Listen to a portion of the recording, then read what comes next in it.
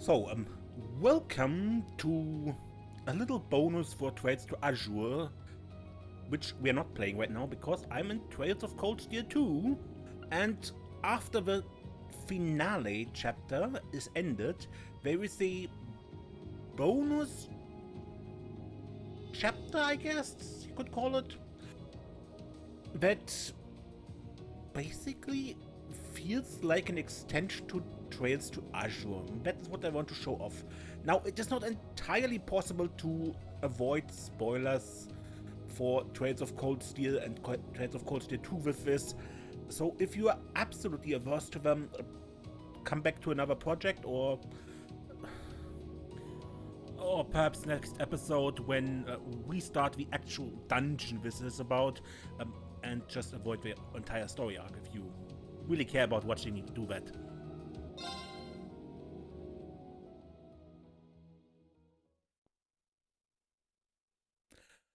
March 1205.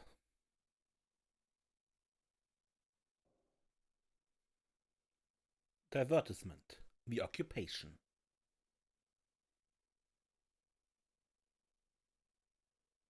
It's now March 1205 of the Septian calendar. Over 2 months have passed since the Azure Tree vanished. Imperial Territory, Crossbell City, formerly the autonomous state of Crossbell.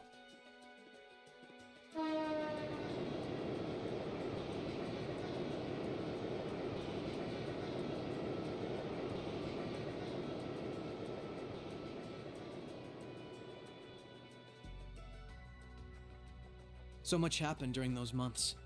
President Croix was arrested, Crossbell's movement for independence was promptly declared invalid. And before anyone could process what was going on, Speaker McDowell became Mayor McDowell. The war in Erebonia came to an end sooner than anyone had anticipated, but it was quickly followed by the invasion of Crossbell.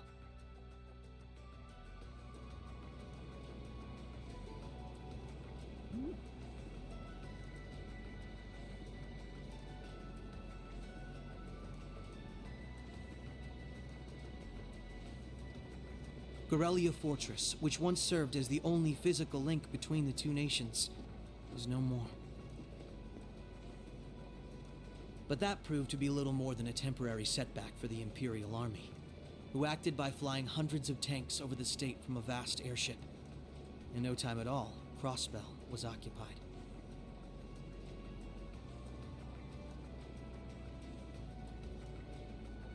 The Calvard Republic, which had been wrapped up in its own share of chaotic internal disputes, finally reacted to Erebonia's bold invasion in turn. They began with sending its cutting-edge armored airborne divisions into Crossbell, hoping to force the Empire out of the region completely.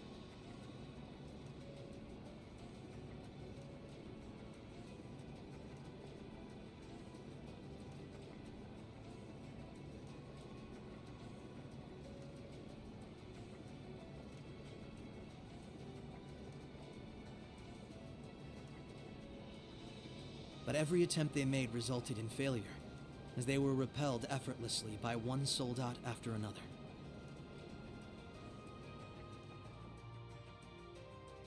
And today, at Orcus Tower, the new seat of Crossbell's government, the new rulers of Crossbell rose to deliver a rousing speech.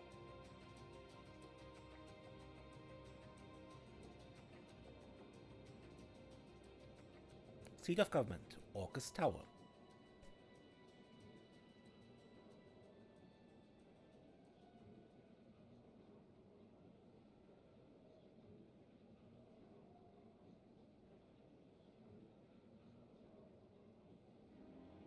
Friends and citizens, it brings me great pleasure to stand here among you once again. But even in the midst of such gladness, the specter of the harm Crossbell has visited upon the Empire lingers still. The destruction of Geofront Fortress and the ensuing civil war it caused has taken a great toll in resources and in lives. The anger, sorrow, and dismay in the hearts of the Erebonian people is still fresh, still too near. But today is a joyous day, a day to put the troubles of the past behind us. Let us join hands and step boldly into the future, leaving our anger and grief behind. Challenges will rise before us, but together we shall meet them. Together we can rise above the tumult of these troubled times. Men and women, old and young, rich and poor, those from every walk of life can share in these aspirations. Looking toward that goal, there is someone I'd like to introduce to you today. A brilliant young man who played a pivotal role in bringing Erebonia's civil war to its swift conclusion. And the individual most responsible for the historic accomplishment that sees me standing before you today. The first Governor General of Crossbell, Lord Rufus Alberea.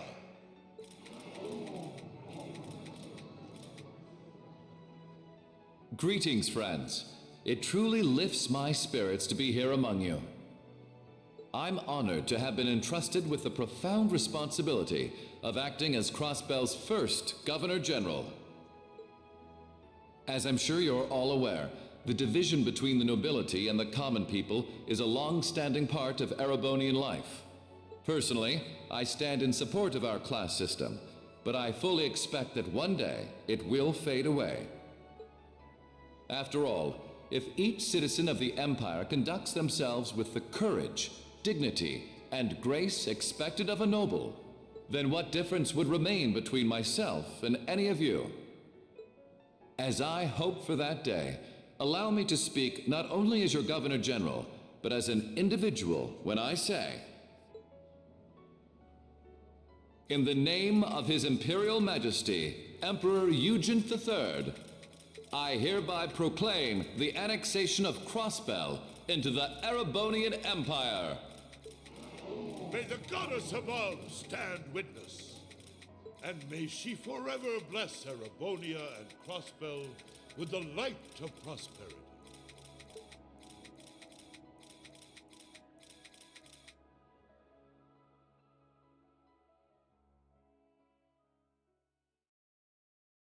We've got some real larger-than-life characters in charge of us now.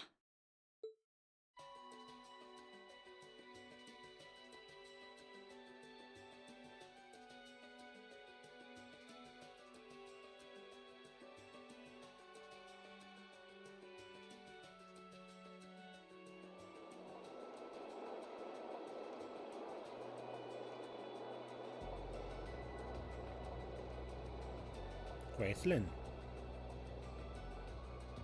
Sure, the Imperial Chancellor's intimidating, but he's so charismatic that the people eat up his every word.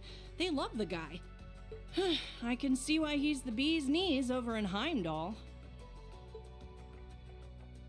The new Governor General's something else too, albeit for different reasons. He's... how to put this? Difficult to hate.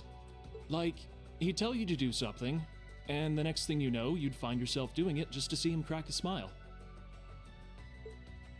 Well, Alberea is the name of one of the top noble houses in the Empire.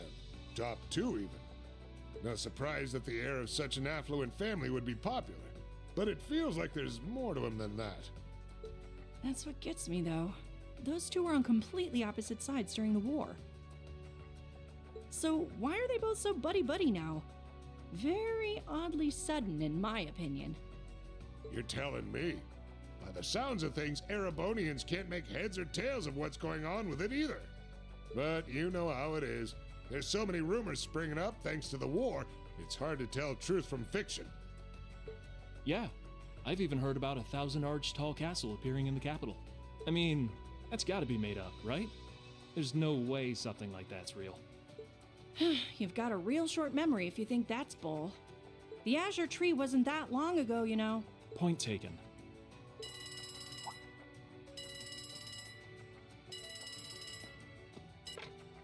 Yes, this is the office of the Crossbell Times. What? Representative McDowell will be issuing a statement. Huh, sounds like something big's happening behind the scenes already. I'll get to gathering some info on what's happening for our international section. Calvard's probably got some good stuff. Works for me. Gotta use those connections of yours for something, after all. Well, see you later. She knows. Our independence came and went like bubbles on the water, and now we aren't even a state anymore. We're in for some tough times ahead. No, they always say that the pen is mightier than the sword. I won't let those guys outdo me. Chief, let me handle that story.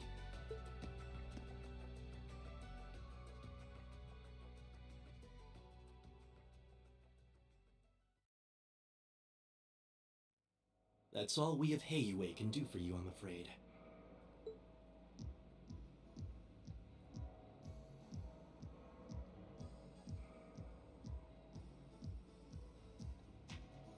Sao Lee, are you a branch manager? The guards have been given a little incentive to stay out of your way. You should face no more obstacles in your operation. Thanks, Sal. Think nothing of it. It's my pleasure to play all the cards I can. The place you're aiming for is where all the information in Crossbell gathers, as well as its Achilles heel. What you're doing does us no shortage of favors, I'll have you know. Well, just this once? I'm happy to hear that. Do take care, Yin. My apologies. Rixia. I've received information that quite a skilled warrior is in Crossbell at the moment. As have I. Nonetheless, thank you for your warning. Oh, not at all. I wouldn't want anything happening to a valuable future business partner. I believe that does it for me. I'll be praying for your success.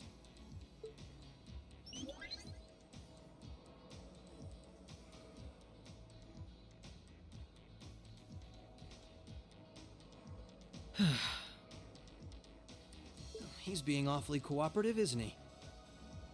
Then again, it's not a stretch to think he's only doing it because he's got something up his sleeve. He's an incredibly shrewd man.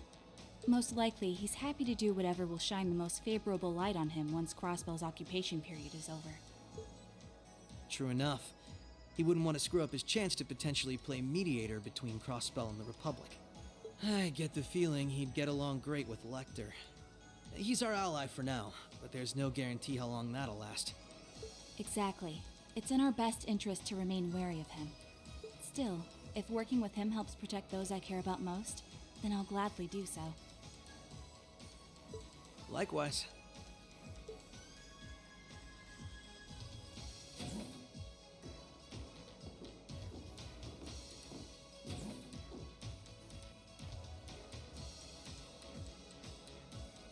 Geofront E sector.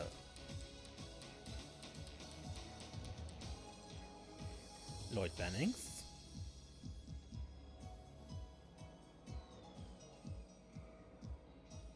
And Rixia Mao. Tio said to aim for the area up ahead. Crossbell's future rests in our hands, so let's get moving. Right. For this chapter alone, you will make your way through dungeon controlling police detective Lloyd Bannings and arc-en-ciel performer Rixia Mao. Both link attacks and overdrive are available to them. Those are new mechanics of the Cold Steel series.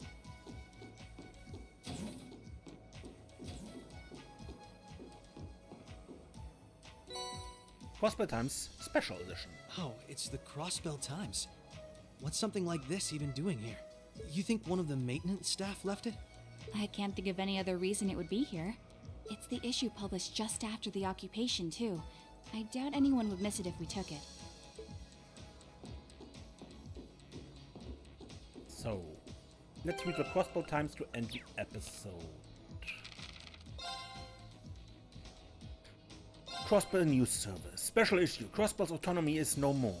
Today, on the 14th of January 1205, Henry McDowell, provisional mayor of Crossbell and acting representative of a state government, signed an agreement ceding ownership of Crossbell to the Erebonian Empire, bringing Crossbell State's 70-year history to an abrupt end. Provisional Mayor McDowell was visibly shaken and teary-eyed as he emerged from the signing. When pressed for comment, he simply stated, "I've never felt such shame," before exiting the room. Shortly afterward, Crossbell's Diet also proclaimed its dissolution. The Crossbellans far and wide could be seen offering silent prayers of mourning for the country's autonomy. For its part, the Imperial government vows to protect the safety of Crossbell's people, and it has established a new government which will govern the territory from here on. Analysis. Were Erebonia's actions justified? In light of recent events, this question is likely on the lips of every Crossbellan citizen. We at the Crossbell Times have attempted to chronicle the events that led us here and provide you, dear readers, with an answer. First, Crossbell's actions. In October 1204, the then mayor of Crossbell, Dieter Croix, illegally manipulated public opinion to gain support for the establishment of the independent state of Crossbell. At the same time, in an attempt to force other nations to recognize the legitimacy of his power play, the International Bank of Crossbell froze all of its international assets. Second, the Empire's response. The Erebonian Empire strongly condemned these actions and insisting that Crossbell had long been Erebonian territory mounted an armed invasion of a state. This culminated in Erebonians' attempt to fire upon Crossbell's city with its railway guns. Third, Crossbell's reaction. President Dieter Croix took action using a newly developed weapon to prevent the railway guns from damaging the city and destroy Garrelia Fortress to also prevent them from being fired again. Fourth, chaos in Crossbell. Shortly after, President Croix's legitimacy was called into question and he was taken into custody by the police. His arrest brought the chaos in Crossbell to an end. After taking up the mayoral seat on a provisional basis, Mayor McDowell revealed to the public the truth of what had occurred and set about rebuilding the state government. At this point, however, the Erebonian Empire launched a second invasion, which ultimately led to the annexation of Crossbell. It cannot be denied that Crossbell's actions sparked the conflict with Erebonia, nor can it be questioned that our nation's forces attacked the Imperial Army. However, the Empire's response to these aggressions, including the attempted firing of their railway guns, which could have taken the lives of countless innocent civilians, cannot be considered anything less than excessive. Furthermore, Crossbell took responsibility for the arrest of its former president Dieter Croix, as well as retracted its declaration of independence.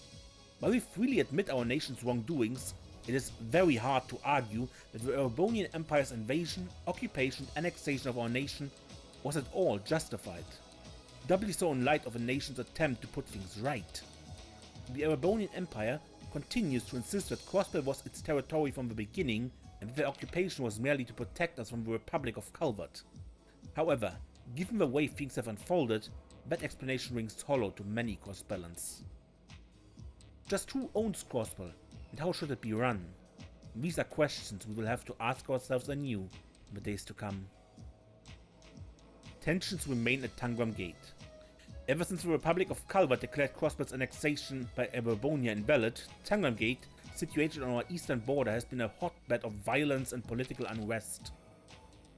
The Calvardian attempted invasion have been repeatedly staved off by the Imperial Army's armored divisions stationed at the gate, but they show no sign of stopping.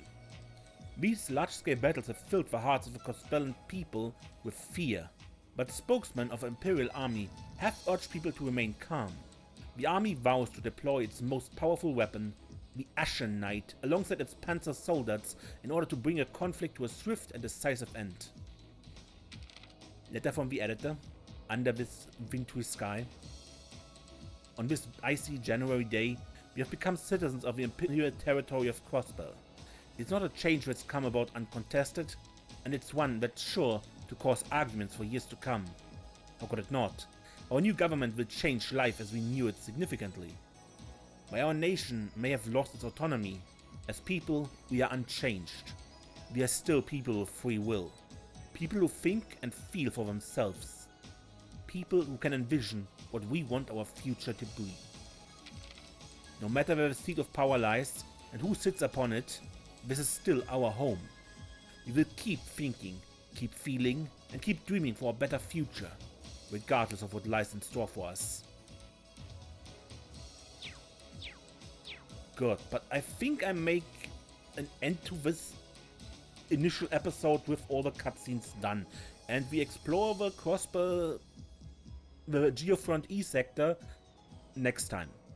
And then, I'm Mace, and don't get lost.